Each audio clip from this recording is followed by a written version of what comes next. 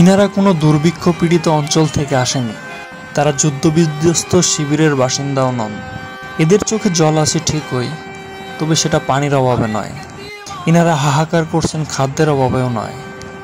এই কান্না এক আত্মিক ভালোবাসা, এক আধ্যাত্মিক টান থেকে।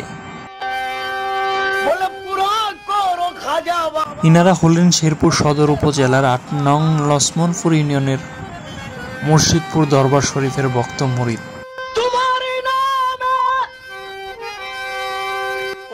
মুর্শিদপুর দরবার শরীফের পীর সাহেবকে তারা বাবাজান বলে ডাকে। পীর সাহেবের প্রতি গভীর শ্রদ্ধা ও ভালোবাসায়, আত্মিক সংযোগে এটা হলো তাদের ধ্যানমগ্নতার প্রতিচ্ছবি। আন্ডারস্ট্যান্ড মাই স্টুডেন্ট, মাই সান।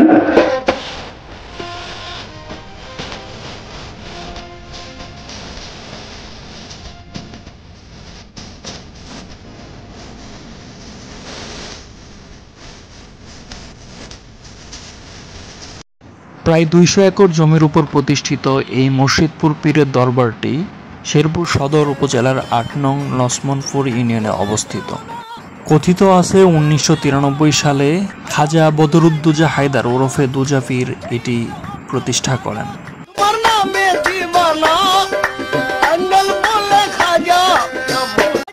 এই জন্য একে দোজা পীরের মাজার বা দোজা পীরের দরগা হিসেবে অভিহিত করা হয়।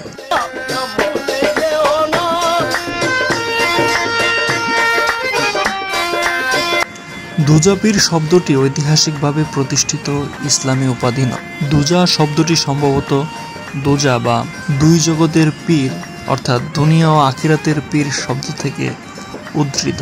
মুর্শিদপুরে যে কামেল পীর, তার প্রমাণ কি? কি প্রমাণ চান আপনারা? চালানগুলি যদি ফুটে তাহলে আমার পীর বন্ধ।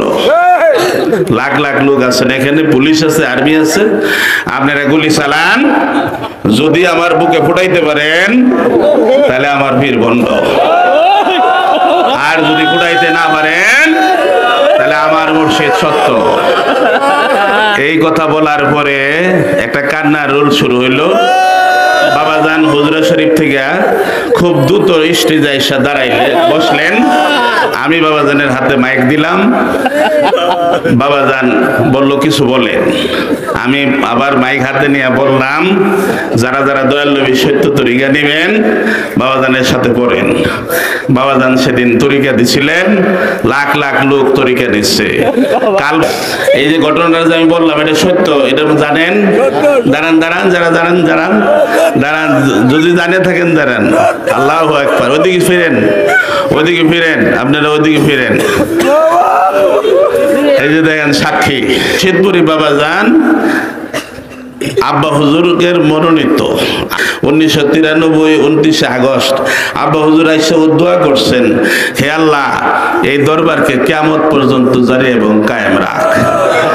আশ্বিন মাস এলেই মুর্শিদপুর দরবার শরীফে শুরু হয় আধ্যাত্মিক এক উৎসবের আমেজ। তুম नहीं जानती हो, हम बताया तुम जानती हो।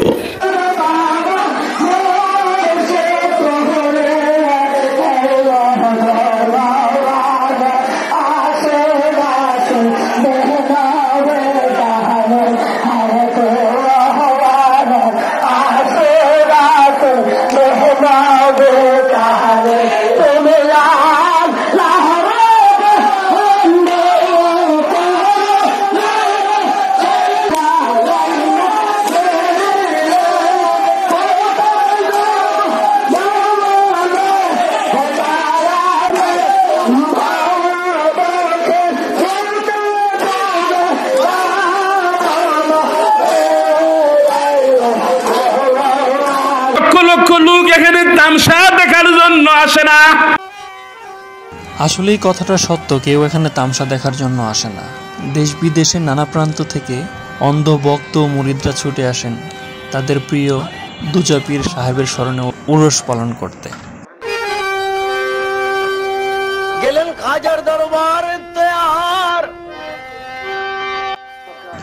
উরসকে ঘিরে বসে মেলা, যেখানে হরেক রকম দোকান, নাগরদোলা থেকে শুরু করে বাউল গানের আসর পর্যন্ত চলে। উনি যে বললেন কেউ তামসা করার জন্য আসে না, আসলেই তাই। কথাটা আবার বললাম কারণ এখানে পুলিশ প্রোটেকশনে জুয়া খেলা যায়, পাগলদের সাথে ইচ্ছে মতো গাঁজা সেবন করা যায়, মাঝে মাঝে তথাকথিত পাগলের অদ্ভুত কাণ্ডকীর্তিও দেখা যায়, যা অনেকেই দেখতে আসে। আবার কেউ কেউ আসে সিন্নি খাওয়ার লোভে। সিন্নিও খাওয়া যায়, ফ্রিতে বাউল গানও শোনা যায়। এই দুনিয়ায় থাকি যেখানে তোমার নামটি রাখি গো মনে, গানে গানে ডাকে তোমায় গো, গানে গানে ডাকে তোমায় গো, বানের আলাতে বসে গো বাবা আমি তোমার। মুর্শিদপুর দরবার শরীফের উরস মানে শুধু ভক্তি আর কান্না নয়, এর সঙ্গে মিশে আছে এক জটিল আর্থসামাজিক বাস্তবতা। ভক্তরা এখানে খালি হাতে আসে না, কেউ নিয়ে আসে গরু, কেউ ছাগল, কেউ বা আবার বেড়া।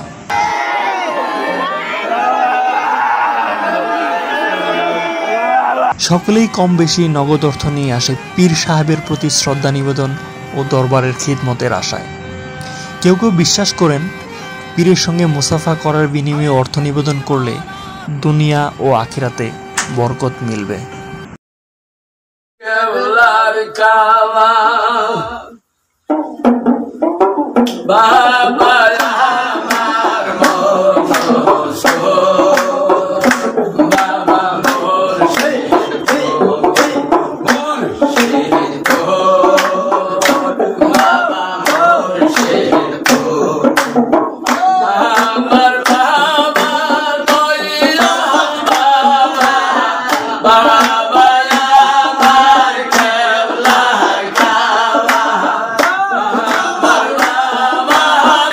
মুক্তি যদি পাইতে চান, পরকালে যদি বাঁচতে চান, মনোনীত ওলি আল্লাহর কাছে আসেন।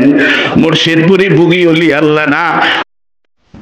দরবার শরীফের এসব কার্যক্রম কি বিদাতের অন্তর্ভুক্ত? বিদাত বলতে বোঝানো হয় নবী করিম সাল্লাল্লাহু আলাইহি ওয়াসাল্লাম ও সাহাবাদের যুগে যা ইসলামের অংশ ছিল না, পরবর্তীতে তা ধর্মের অংশ হিসেবে চালু করা হয়েছে। অর্থাৎ এমন কোনো কাজ যা ইসলামী শরীয়তের মূল উৎস কোরআন ও সহিহ হাদিসের মধ্যে নেই, অথচ তা ইবাদত, ধর্মচর্চা বা সওয়াবের কাজ হিসেবে চালু করা হয়েছে।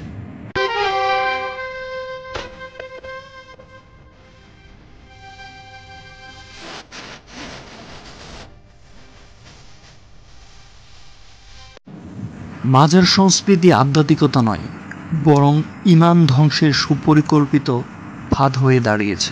উরস বা মিলাদ মাহফিলের নামে এই দরবারে চলে নারী পুরুষের অবাধ মেলামেশা, এমনকি নাচ গানও।